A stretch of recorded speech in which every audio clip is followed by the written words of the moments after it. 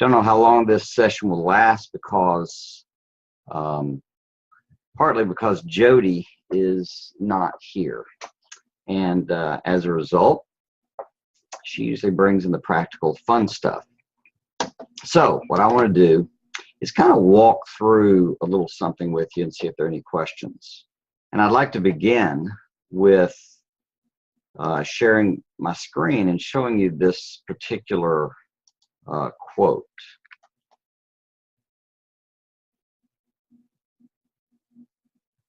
So if you look at this, you'll see that Buckminster Fuller, he's a futurist, thinker, passed on a while back. He has on his tombstone, call me Trim Tab. You might, I don't know how you might know him, the geodesic dome, if you've seen those things. That's certainly a strategic part of this story.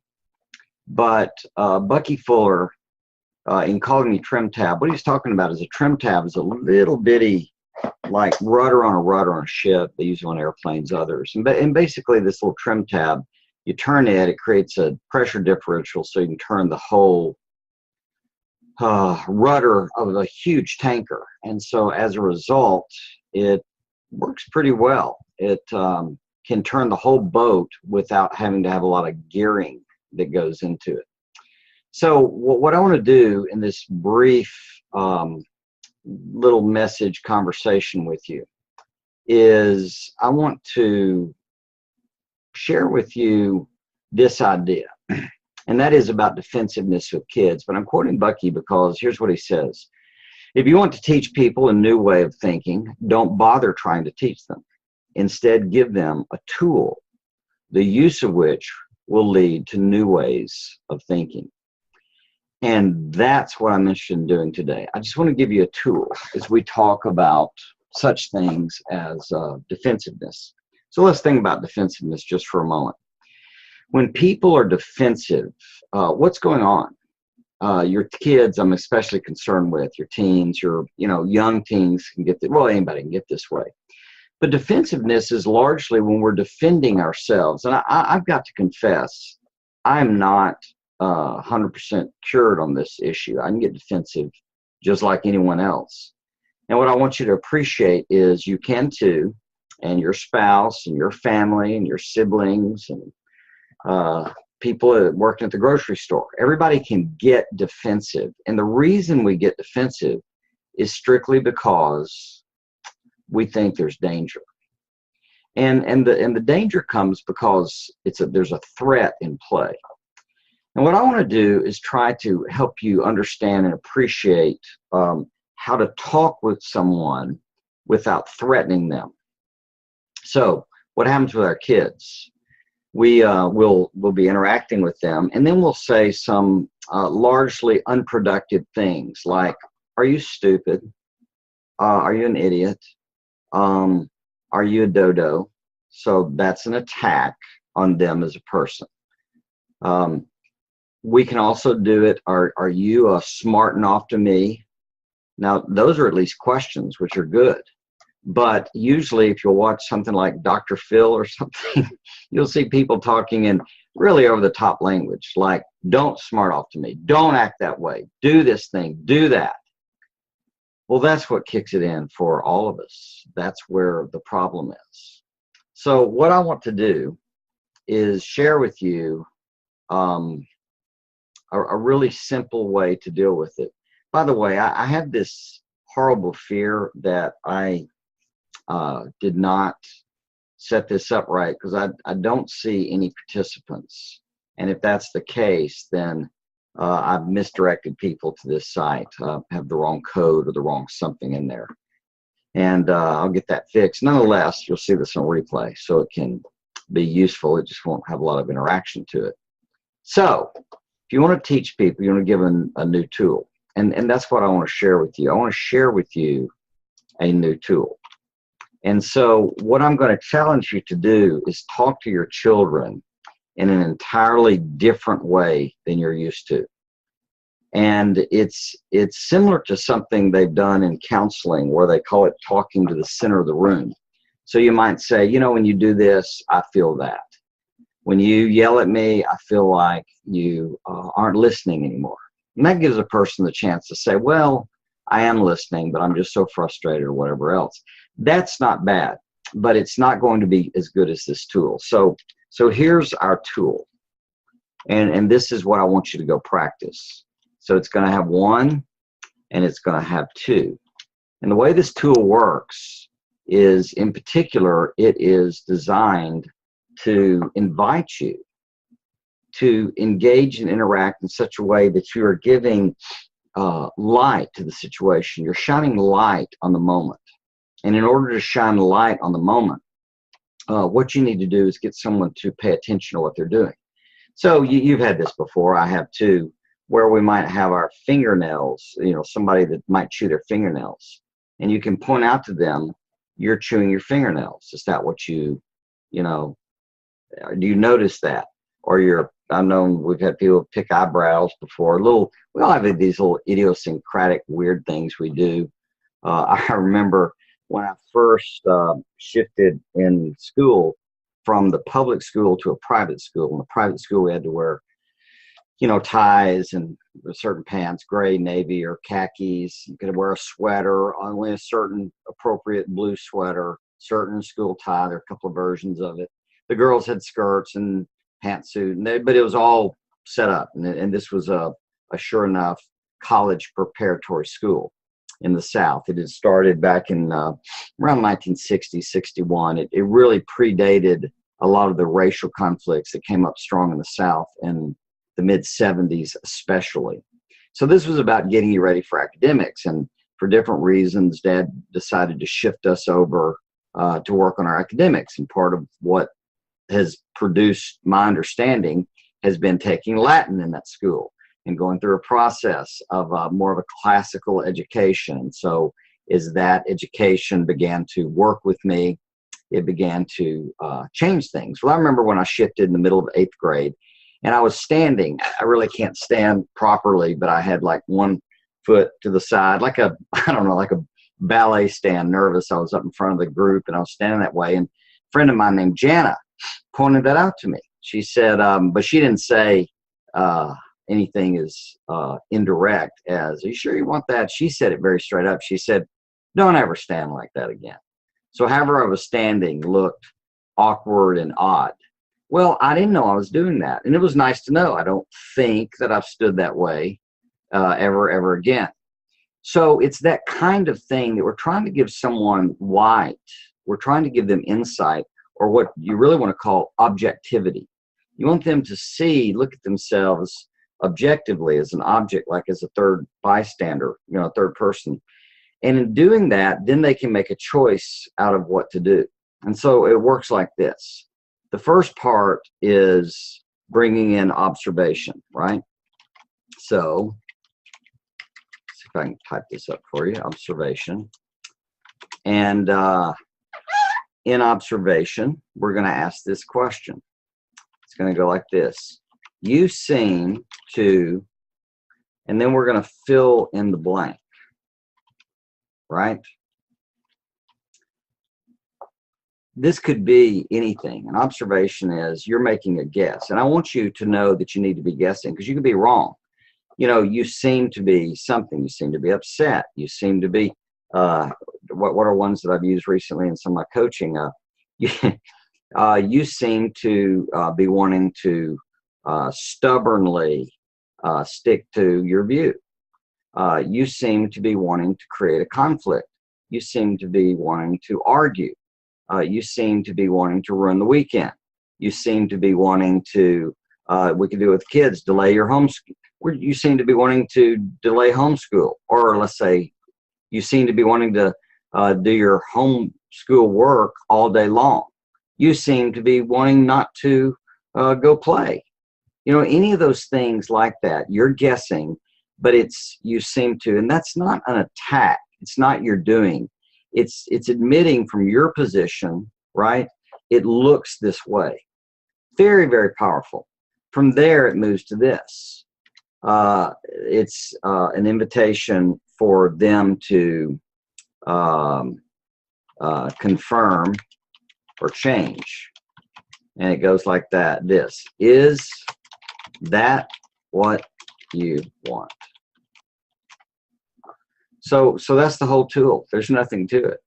You seem to be wanting to have a conflict.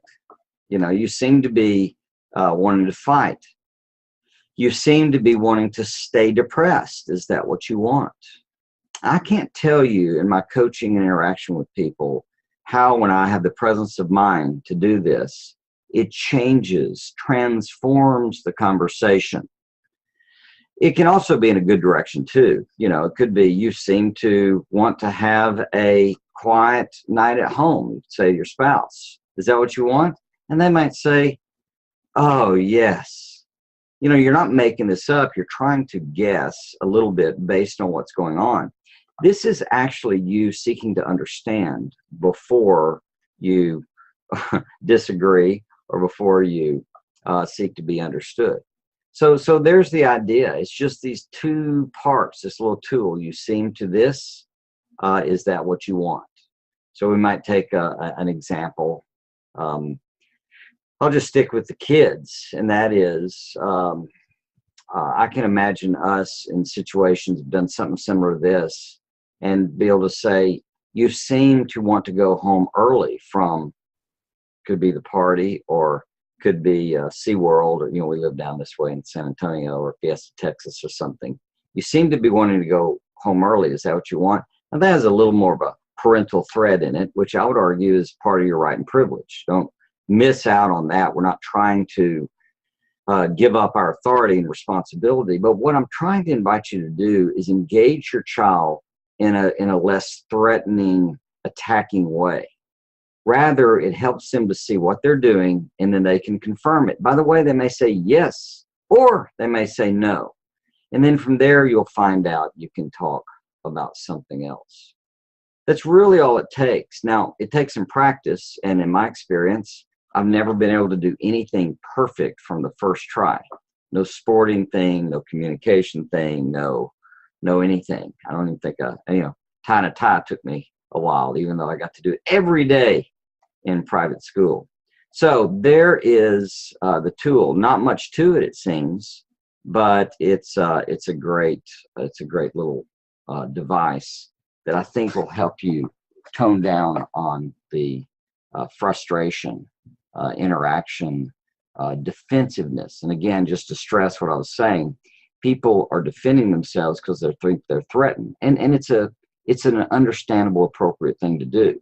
If someone's physically attacking you, you'll fight back or run. It's that fight or flight design in us by God. And so when we attack someone or they perceive it as an attack, that's what they're going to do.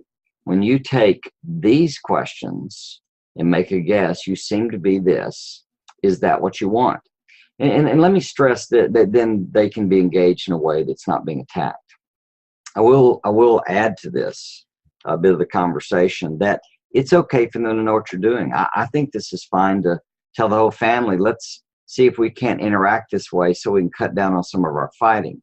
Now, we've stressed it before. Some of the reasons you keep fighting is because you've never gotten to a real resolution about that issue.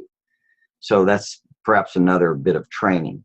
But I want to challenge you to try this, to help them observe what's going on in their own behavior and then confirm it. By the way, I've found I can do this to me. You know, Fred, you seem to be delaying working on this. Is that what you want? You seem to be avoiding learning this thing. Is that what you want? I can have this conversation with me as well. So there's the idea. So now I'll come back to me. And as I said, Jody can't join us. She has an obligation she's engaged in. And so this may be short because we're losing all the practicality. But what I'd like to do is talk to you about this especially, or anything else you'd like to talk about, as we've said. And to do that, I really need questions. I mean, I can make up stuff all the time. I mean, I could, let's see these books back here. I'd be happy. Baker Encyclopedia of Psychology. You know, I could, here, let's just flip so, you know, I'm not cheating. Come over here. more detailed discussion, pathological gambling suggests two basic dynamics: unconscious aggression and unconscious tendency towards self-punishment. So if we wanted to, I could share with you my understanding of addictive dynamics and how it relates to forgiveness, and how we use placebos to cover up our guilt. So we might use drugs or gambling or activities or shopping, etc. And instead of really letting our guilt go away, we mask it. And as a result, it drives this game. I could also talk to you about low frustration tolerance and why the rules we have in our head really mess up our orientation and get us to do things like gambling. But I don't want to do that. I just have a background in some of these things. What I need is for you to ask questions about relationships, about parenting, about homeschooling, about learning. And let me see if I can't drum up something that might be helpful. So the way you do that is either, probably the easiest thing to do is just shoot me a question over here in chat. I'm telling everybody hello. I can also allow you to get on and talk, and I'd love to do that. That's really quite awesome. If you want to raise your hand, you can figure out how to do that. But if you type in the question, I'm glad to do it as well. So about this defensiveness thing and that little tool I just showed you, or anything else you're interested in, if you're having a problem gambling, you should stop that, just so you know. And I don't want to minimize it, but it's not a good way to go. So if we have questions, I'll interact. If you want to type in the Q&A or on the chat. If we don't have any questions, then I don't want to waste your time or mine.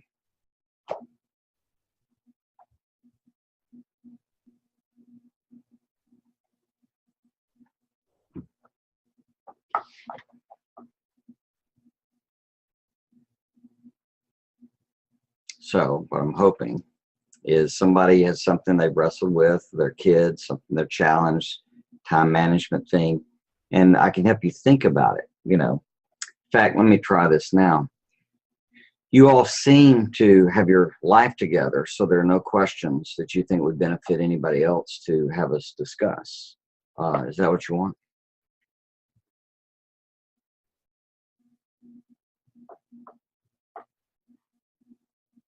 I know there are lots of participants, and I know that you have different challenges, but what we need are some kind of questions, Q&A, etc. Of course, I know all of you are sitting there in life, busy. The kids may be working in the background. You're trying to listen. A lot of times I've interacted. My most fun is when somebody's cooking dinner. That's always a hoot, because they're busy working and they're trying to make good use of the moment. I have found, and I want to stress this, that if you take this approach, or when you take this approach to try to understand or guess what's going on in someone, but then bring it back to, is that what you want? It really tends to allow them to interact in a more mature way. In the old days, there's something called transactional analysis, and I'm not that big of a fan of psychology, but I like some of the practical tools they've stumbled over, when they've been working with people. And transactional analysis was the "I'm not okay, you're not okay" book, or "I'm okay, you're okay." I think I want to write one called "I'm not okay, you're not okay, but that's okay." That would be the one I would love. But in that orientation, they just simply had this idea that there's adult, parent, and child. And when we interact with someone and we act like an adult and get onto them as a child, or when a child, when we act in a childish way, it tends to engage the person into being like the parent, right? So you get this parent-child conflict game. And what the invitation is in that transactional analysis, transactions and communication, was strictly to get us to act kind of adult to adult.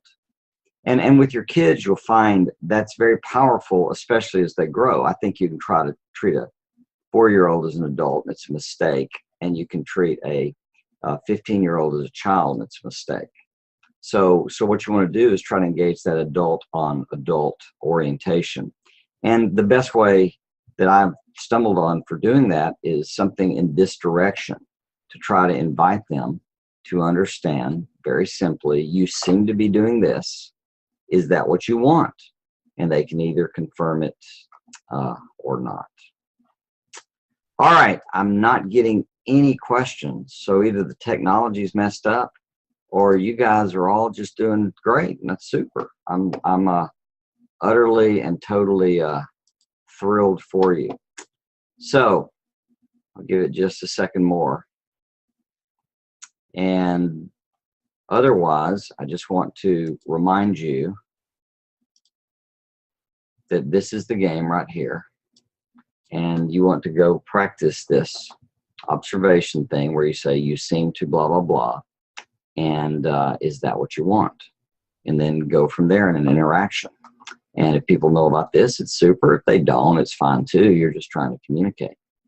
But you guys are awesome. I'm happy to help you. You can certainly always email us or write us in some other way. But gonna let you go early this time. And I'll get this posted and to you. And I hope you have an awesome, awesome day. Thanks.